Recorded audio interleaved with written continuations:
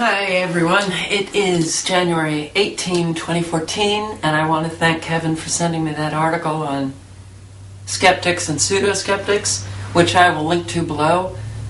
But right after that they had posted a characteristics and behaviors of the skeptics and pseudo-skeptics, which I'm going to now read. But I will link below to that article that you sent me because it's very interesting, but too long to read for a YouTube video. And I also want to say that pseudo-skeptics, all of the characteristics that I'm going to read are those characteristics of virtually everyone in my former social network, which was maddening, infuriating, enraging to meet over and over and over again. And yes, my former social network was filled with those liberal progressives who do not think, who just don't think, who absolutely are fed information from our institutions, and they uphold those institutions with the highest of authority. They will not. It was truly 1984, and there's a reason why my channel name is KafkaWinstonWorld. Winston came from the main character in 1984. I actually had renamed that town that I lived in Orwell, Massachusetts, because that's what it felt like every single day, trying to have conversations with people that just don't think. And these are the people who are educated. These are the people who run around going, rationality, rationality, rationality, and they don't think. They just don't think. They regurgitate mainstream media news. They regurgitate the news from liberal progressive sites, like they regurgitate Amy Goodman. They regurgitate, what's her name? Katrina Vanderhoevel,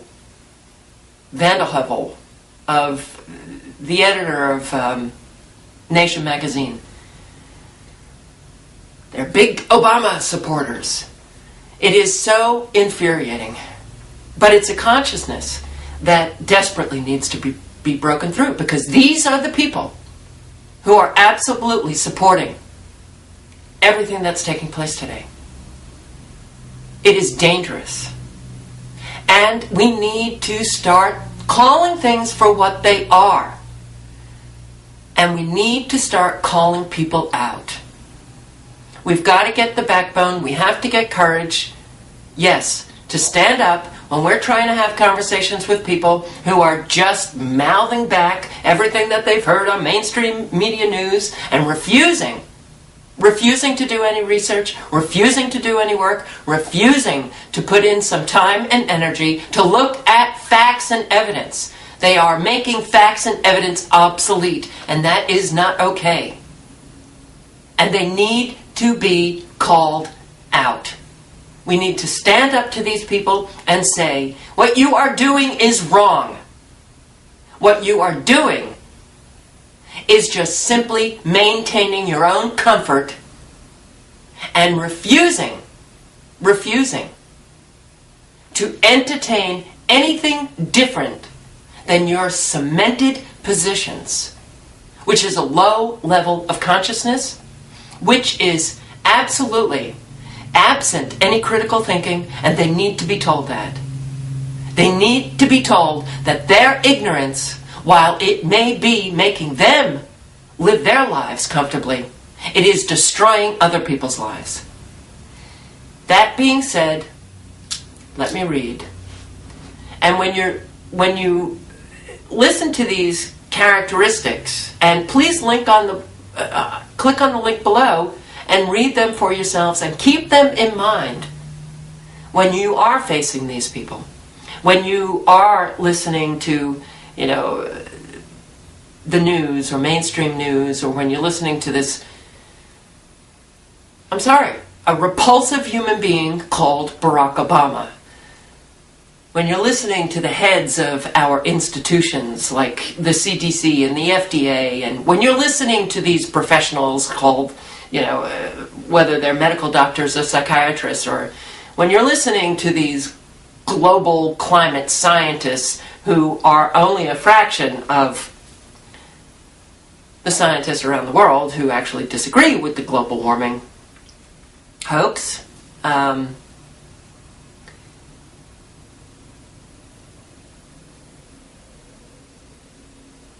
we need to identify the characteristics of what they're doing in order to hold them accountable.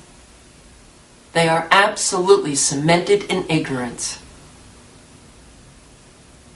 And they need to be broken out of it, because these are the people who are absolutely responsible for helping this, in our country, this tyranny unfold.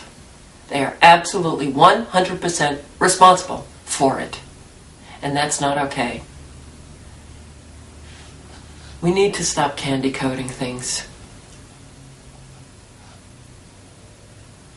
We need to stop being nice. These people are affecting all of our reality. So I'll start with this quote.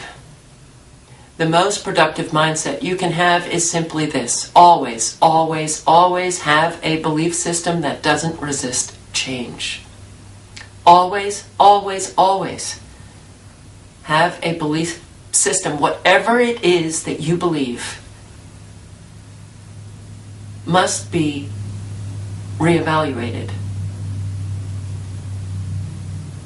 And it cannot resist change. Go wherever the information leads you without fear, because surely the truth is never something to dread. All pseudo-skeptics will claim to be the skeptics, will claim to be true skeptics, but regardless of how they define themselves, a pseudo-skeptic is a pseudo-skeptic. If their characteristics and behaviors fit the traits of one, so it doesn't matter what they call themselves.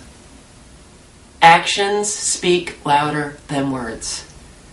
Watch people's actions. Here is a comparison chart of the differences between the traits of a true skeptic versus a pseudo-skeptic. I'll read all of the traits of the true skeptic and then those of the pseudo. True skeptics and open-minded skeptics. Questions everything and takes nothing on faith, even from cherished, established institutions.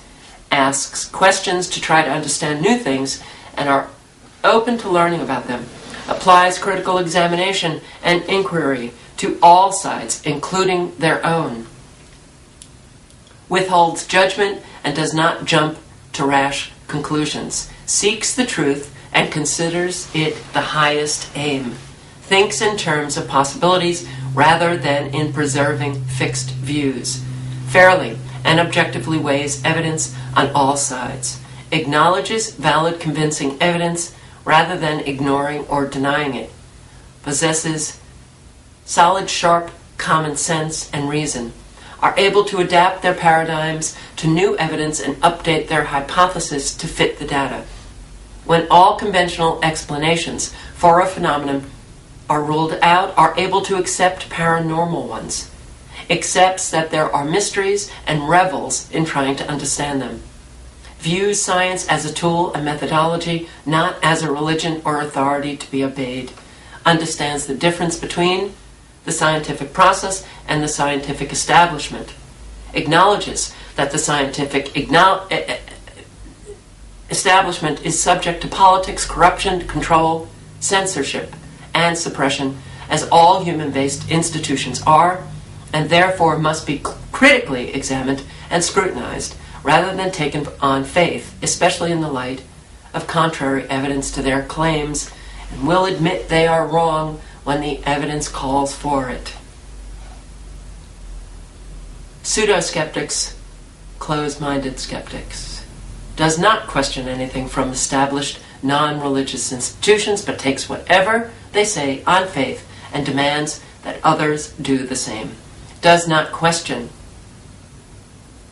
ask questions to try to understand new things, but judges them by whether they fit into orthodoxy, applies critical thinking only to that which opposes orthodoxy or materialism, but never to the status quo itself, immediately judges as false and debunks anything that contradicts their paradigm, are not interested in truth, evidence, or facts, only in defending their views. I have actually had attorneys refuse to even look at facts and evidence.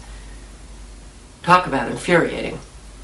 Cannot think in terms of possibilities, but sees their paradigms as fixed and constant, are willing to lie and deceive to discredit their opponents, automatically dismisses and denies all data that contradicts materialism and orthodoxy, are judgmental and quick to draw conclusions about things they know little or nothing about, scoffs and ridicules what they oppose, instead of using objective analysis and examination.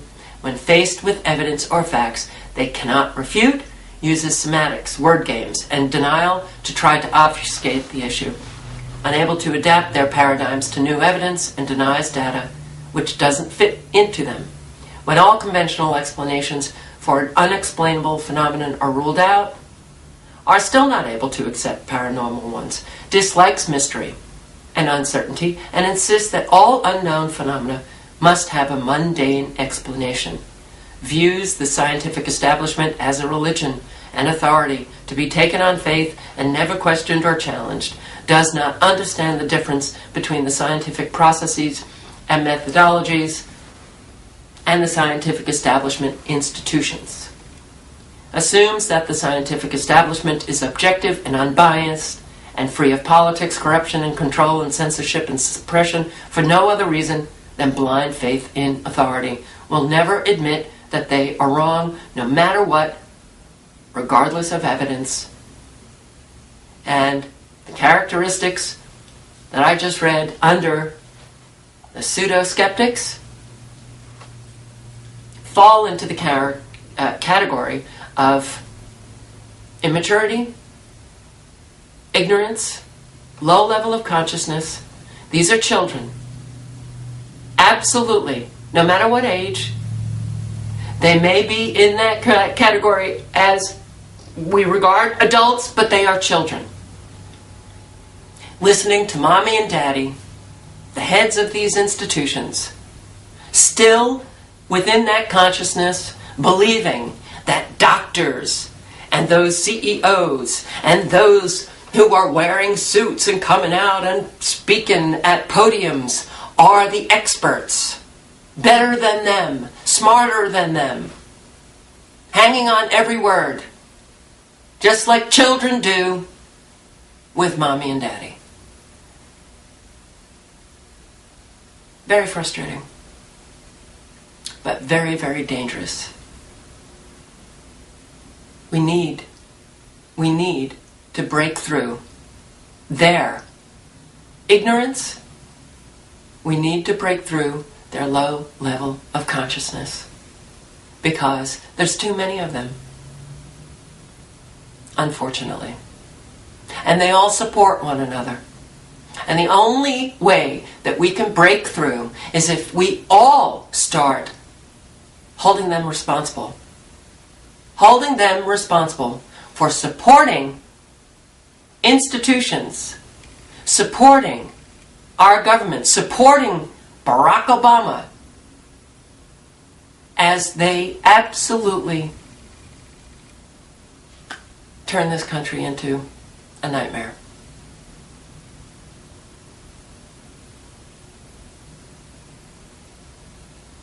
This childlike consciousness,